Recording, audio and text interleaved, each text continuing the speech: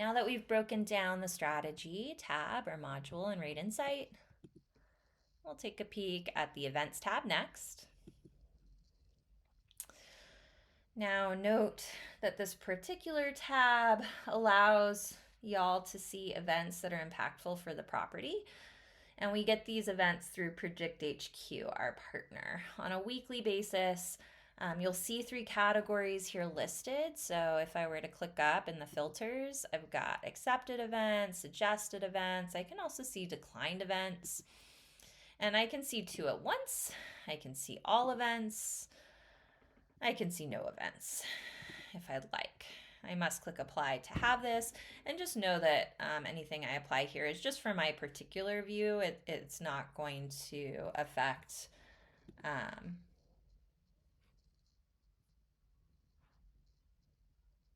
other folks. So it'll only show on this one subscription. No one else will see it. I also have to be an admin or editor in order to make these changes on this page, very similar to on the rates tab. There are some other filters as well. Let's look at a hotel that has a little more here. Here we go. Another Wyndham property. I say all events. Let's look at January. Seems to be a couple more. Suggested events perhaps. Yeah, a couple here. We can also see this holiday option. Currently, United States is the only location I'm adding holidays from. But if I'd like to add additional places, so for example, here we have a Wyndham property in Hawaii, they might want to view events not only for US, but they might add Japan or Southeast Asia if they see a lot of visitors from there as well. So if they want to keep those holidays in mind, they could track them here as well. Right now, just US. And this is for this particular region. So we'll talk more about why we see more appearing here versus in the other subscription. And you'll notice that some of these events are specifically Hawaii, which is why they're appearing for the Hawaii sub and not the ones that are based in Austin and Orlando, Florida.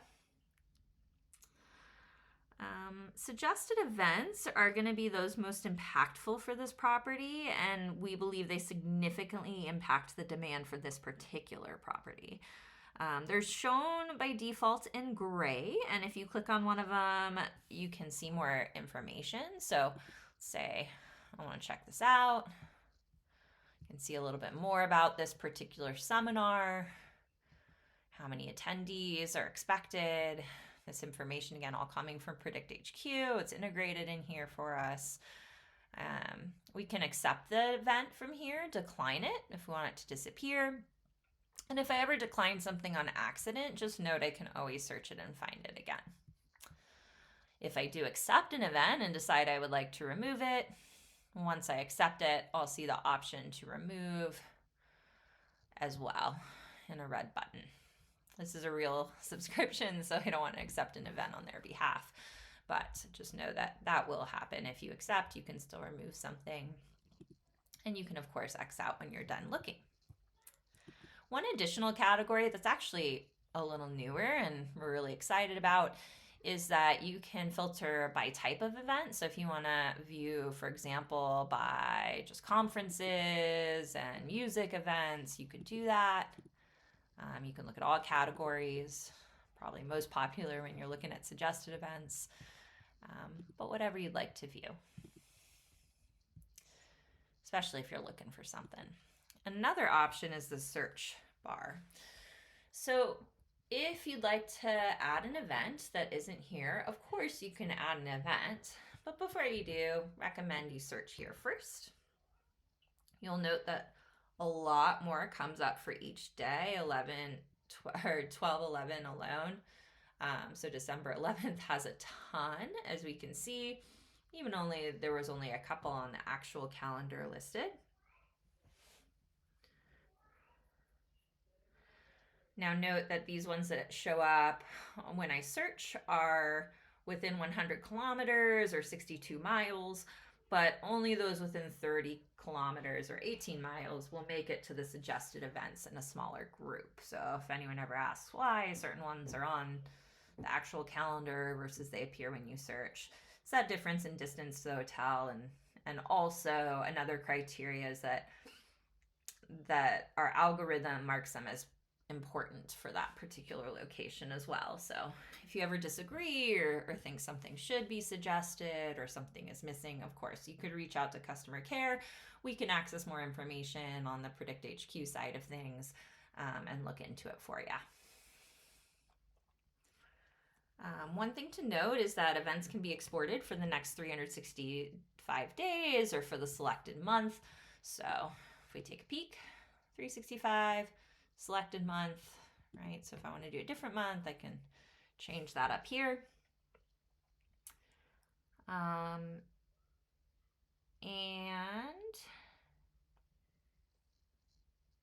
one thing to note too is if I do select events, so I don't think they have any actually accepted. Let's see. Yeah, they don't. But if I did accept an event, here we can see one just based on the US holiday, New Year's Day. Or if I go back to the rates tab and go to January, I can see that reflected here at the little calendar icon. I also forgot to mention from the table of view, if I want to go right to a graph of this day, I can do that right here. This is the rate evolution graph, or the pace graph, if I have OTB data. So let's take a peek. This one has, no, this one has OTB. So